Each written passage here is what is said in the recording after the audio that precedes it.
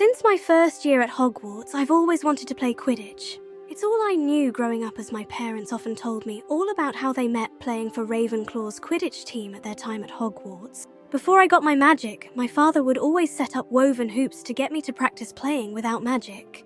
This was more of a family bonding activity, but I can't deny it awakened a long-time goal for myself. When I got to flight class my first year, I was so eager to learn my broom maneuvers and eventually land my spot on Gryffindor's team as a beater for my second year. But there was one thing, one person I didn't foresee. Eric Northcott. If I'm to be honest, I found myself to be quite taken with Eric from the moment I saw him that night of our year's sorting ceremony. Then the fact we're both from London always made me feel like maybe we were meant to be. Well, as far as my 11-year-old self thought. It had come down to the two of us trying out for the last position as Gryffindor's beater. But this is where I started my own sacrifice for my dream, as I forfeited my tryout to let him play. I'll never forget how happy this made Eric, so I didn't regret my choice. Every year after that was the same. Eric continued to excel in his position to the point he was captain by our third year. I would never miss cheering for him against Slytherin every game. I'll even admit we got a bit closer. He had asked me for butterbeer a few times after practice, to which he finally asked me to be his girlfriend our late third year. In my own mind, despite how distant our relationship actually was, it was all going well. Eventually, all that was missing was for a spot to open up on our Quidditch team so we could finally play side by side. To me, this was the year. I had received an owl from him to meet in Hogsmeade before school started in a few days. Maybe he would finally commit to spending more time with me. Maybe he'd finally ask me to try out for the team. It was all falling into place. Hello, Eric. I hope summer has treated you well. I can't wait to see— Listen, Stella, let's break up. What? Look, I know we've been serious or something since third year, but I think it's time we start seeing other people. Are you being serious? Did I do something wrong? No, it's not you, it's me. I had long heard by now about how breakups all generally went the same, but I never expected this exact line to be in it too. And I just thought we were doing well. That this year would go differently. Again, it's nothing personal, Stella. Look, you're pretty great and all that. It's just as I'm getting pretty serious about being Quidditch's star beater and captain, I think it's just best I'm not attached to anything or anyone. You know, when I got your owl, I thought you were finally inviting me to try out. Oh, Stella, don't make me laugh. You? On the Quidditch team? Not a chance. We look for actual players, not dreamers. You know this. Apparently not, Eric. You know what? I am tired of taking a stand back and letting everyone fly past me. You mark my words, Eric.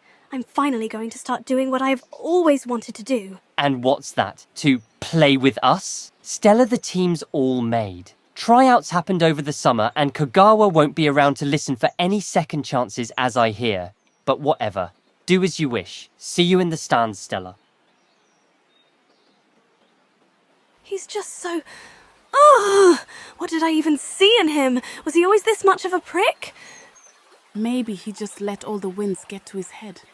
Shame he hasn't seen you on a broom. I'd think, if anything, you're far better than he is with aim. Well, sadly, it will have to wait until next year before I can prove him wrong and knock him from his stand. The team is already made. Well, what if maybe you didn't play for Gryffindor? Poppy, that makes no sense. Only way I can play is for Gryffindor. There is no other way. Well, it's just that word around Hogsmeade over the summer is that Slytherin has an opening for a beater this year, and Imelda is desperate to fill it ever since Anne left back in third year. They've been holding tryouts every day by the pitch before the school year starts, but no one shows. That's impossible. You can't do this. She can't play for a different house as a Gryffindor. She'd have to be a Slytherin student, and even if she goes to tryouts now with a different hair color and Slytherin robes, they'll still know it's her. Besides, Imelda would never allow it. But what if I was a new student? But Stella, you're not. You can't just burst in here as a new fifth year all unannounced. Look, I know this will sound crazy, but what if maybe I dressed myself as a brand new exchange Slytherin student from Beauxbatons? Some family of mine has attended there, so it could work. But what will you do about your appearance? You'd still look like you. Not unless we dress you up as a new boy. It's too late for a polyjuice potion anyway.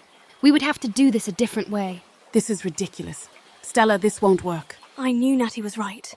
And the plan itself sounded outrageous. If I wasn't even mistaken, it could even get me expelled. But if I didn't seize the moment now, will I keep letting it pass me up? Did I really want to remain just another cheer girl for Gryffindor? Ugh! The thought alone made me angrier. I'm doing it. Yes! What? Stella, look, I'll help you in this, but how will you pull this off? Who can help you pass records that you're a new student? Maybe a certain Gryffindor that's nephew to a deputy headmistress at Hogwarts, whom just so happens to be working at Pippin's shop right now. I think it's worth a try. This isn't going to be easy. Well, let's not waste any more time.